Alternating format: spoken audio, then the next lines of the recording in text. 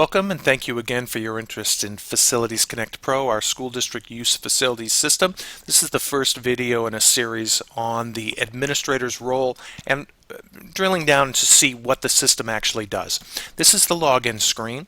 Everybody sees this same screen. It's customizable. You can add your district logo, add whatever text you want. But as an admin, your role, you have much more functionality, and we're looking at that. So under usage, your first button, that has to do with all of the requests that are coming in. You can approve requests, so there are specific requests in the queue that you need to approve. You can look at all approved requests. You can search. You can block out a campus.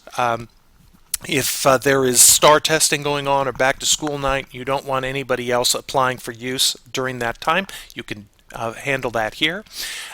Any requests, populate a calendar. It's called the event calendar, and this is how you access that. There's also a public calendar which has less information, but it's available to outside people, members of the public, to give them a sense of what's going on and what's available.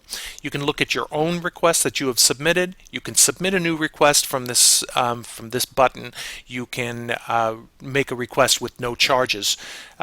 Under the reports, you're taking all the information from the requests that are coming in, and you can print reports from them. First, you see insurance. You can look at any group that has expired insurance. You can look at the price list. You can audit based on a particular group. You can this has to do with sales, so you can search based on who hasn't paid, how long it's been, sales by a specific space. You can print out a report under schedule for activities, and that is something that has all the details of what's going on in a list. So maybe you do a report once a week that goes to the custodians or maybe school security. Also, you can access lists of properties and spaces.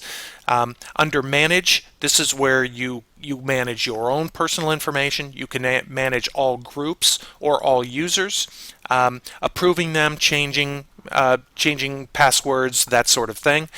Places, you manage your properties, your schools, and your spaces, the spaces within the schools.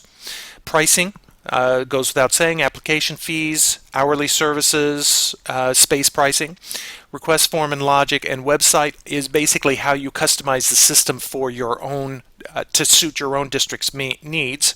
And then billing is where you handle all of the financial transactions. If you're using the system is capable of handling the billing, and is also capable of receiving payment online through PayPal.